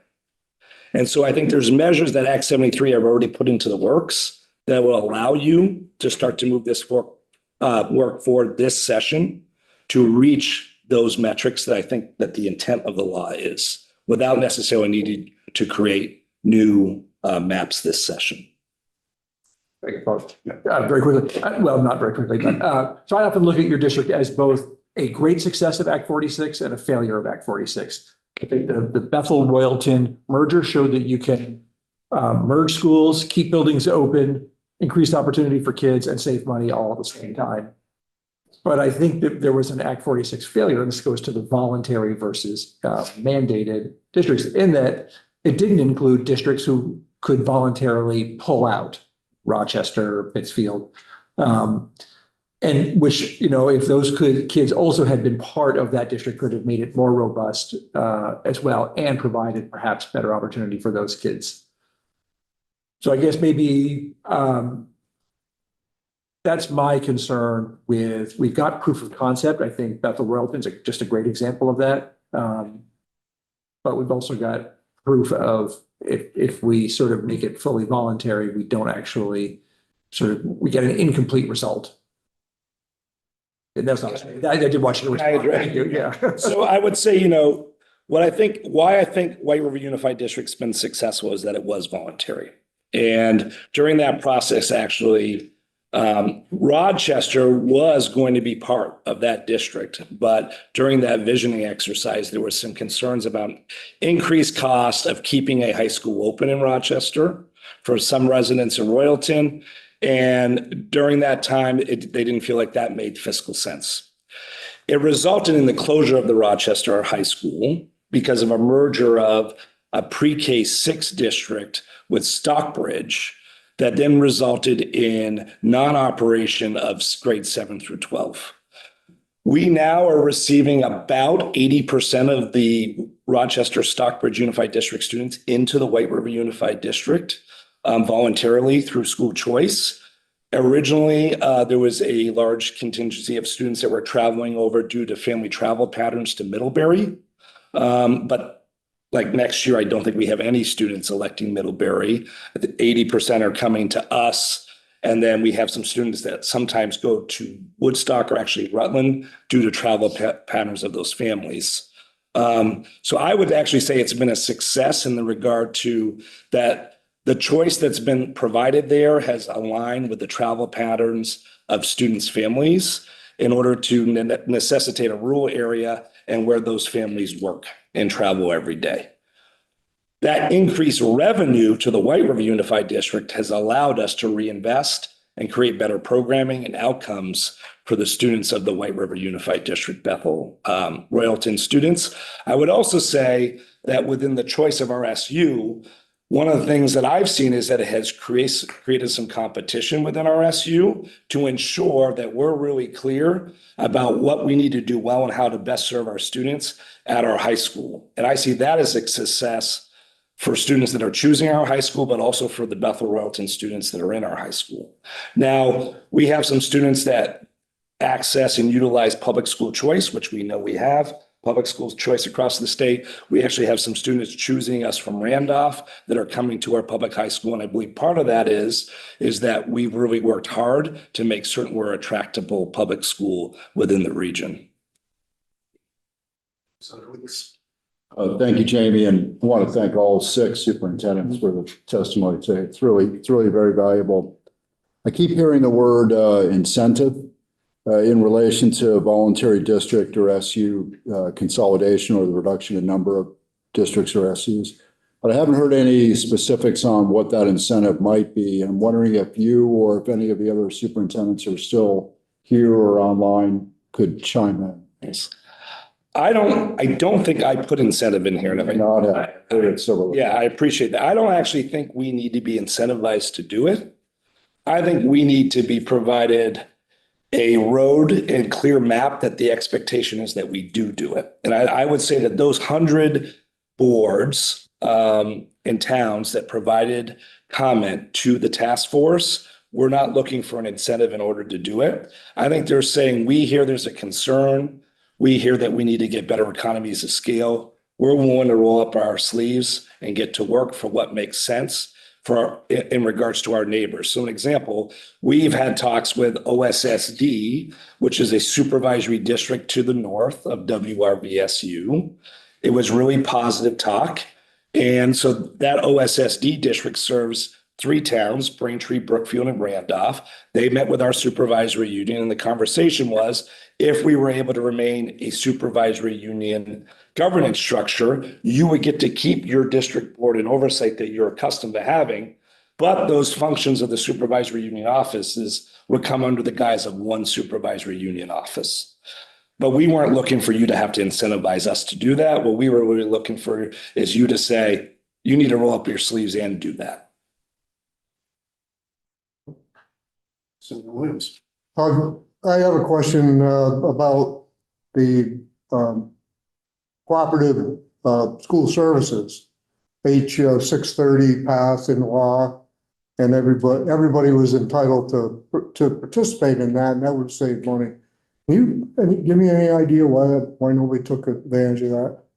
I mean, we didn't mandate it. It was I know you didn't mandate it. So I think that not mandating it, I'm suggesting you ought to, because we're relying on our regional district boards to all want to jump in this together, right? So there could be some of us that are ready to go on this, but that regionally there's others that are not, right? And so my suggestion is that you no longer make that an option. You show all the research that says that we could find a better economy scales by doing that, and say, by July 1 of next year, you've entered into one. Like, that's the expectation. And so I think that would help us get the ball moving. I would also say education has been anything but static over the last 10 years, right? Act 46 was just 10 years ago. Plus we're coming out of the pandemic, plus Act 73 was the talk last session. I think that could have distracted some of the regions from actually taking that step forward, because now they're in this like wait mode. Are we just going to become a consolidated district or not? follow up. Yeah. So, and then you mentioned voluntary consolidation. I asked a question Friday in our joint session was if there was any prohibition right now of school districts consolidating, and the answer was no. No. So you know, and what I hear a lot is, I don't want to give up my school choice, and we don't want the state mandating consolidation. So why haven't school districts started to look at consolidation? I think there's some school districts that are willing, right? And that's why, example, WRVSU provided a proclamation. I need other districts to say that they're going to want to be dance partners, right? As an example. And I think some folks are waiting to see what happens in order to be those dance partners. But I would say to you, based on those 100 letters, I think people are serious about wanting to dance. So at the end of the last session, I think you were in the room when we asked, you know, what could the superintendents do? And I recommended that we lock all you guys in one room, all 52 of you, with no bathroom breaks. And because you know all the, you know, as far as district boundaries, you know which schools, you know, what's worked in the past, what hasn't. We don't know that. So would you be interested and willing to participate in that? I'd be more than happy to participate in that. You probably want that. We'll give you a bathroom break and water. So, thank you. Senator Heffernan. It kind of follows up on the senator's question on voluntary, and then like in the military, volunteer, or we can make you volunteer. Do you believe that if we said, okay, districts have been looking at volunteering to merge, but if the data, because everybody really likes to hear data-driven evidence. So if the state brings data-driven evidence to say this is why we think this school should merge with this school. You don't want to, but we're showing you why it's important for the community and you. You believe that would be a better way to approach it? So community buy-in and local democracy is important with these unified districts once they're merged, because you can spend the next 6 years as an educational leader putting out fires due to that top-down. And Representative Collins, right, I've had some districts in my SU that felt like they were mandated during Act 46 and it wasn't voluntary. And it took me a solid 3 years to build trust to get them to start looking at what the actual visioning of that district should be. I use White River Unified District as an example. They did the visioning ahead of time. That allowed us to move a lot quicker. That's why I think they've seen better outcomes for kids and more efficiency, is that they had the roadmap to work from. And so what I would say to you is provide the data, but say to districts, go work with your neighbors, find efficiency, create an actionable strategic plan and roadmap that you're going to implement year one, and then bring it in front of the state board and do it. And oh, by the way, you don't have endless amount of time to do it. Do it. And Superintendent Souza was absolutely right. Those long meetings set the groundwork that she was discussing to successful unified district mergers. If you skip over that step, what you'll find is folks are upset.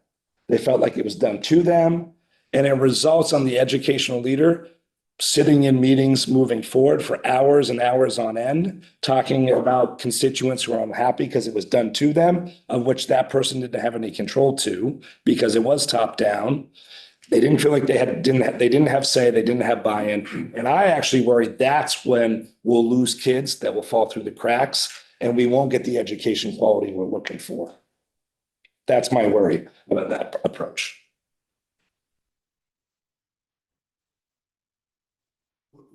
Just one quick question, just to wrap up here. Just thinking about, with the approach you're talking about, do we have the potential to end up with worker districts that nobody wants? And what do we do with them? Well, I hope there's no orphan districts, but yes, that you're absolutely right, Senator. That could be the outcome. That's when I would say the state board would then utilize what's already in statute to say, we ought to be looking at, do we need to broaden that SU governance structure, which is already provided to them. Adam. I was just going to respond to the question over here. I think providing the data to districts is vital. I think, and that's why I was recommending Megan, right? Getting the right set of data really matters. I'm going to be creative about that. And I'm still nervous to say this. Even I haven't worked in Montpelier for 11 to 12 years. I love Montpelier High School. I love the people here. And I do remember during Act 46, when I was principal, being like, hey, there's this other school over there called U32. Doesn't it sort of make sense that we become one high school? And I remember the response I got was, well, East Montpelier kids can't really learn together. And I remember being so appalled by that, coming from like, well, one, if that's our vision of the world, we've got some serious problems. But two, like I'm coming from a district that, I'd been in the CPSD or CSSU at that time district saying, no, this can be a wonderful experience for kids. The reason why people don't do, the political pressure on superintendents, on principals is as real as the political pressure that you feel. I think the question is, who's willing to step up and have those hard conversations, and can they be data informed? I kind of like the idea of locking all the superintendents together. I think we would figure something out, and at least it would be a partnership, which we haven't really, we haven't seen a lot of partnering in the past year or so. So both of those suggestions I think are interesting. Thank you very much. Sheriff, anything to add? Nope, nothing else. Thank you all very much for your time and your preparation.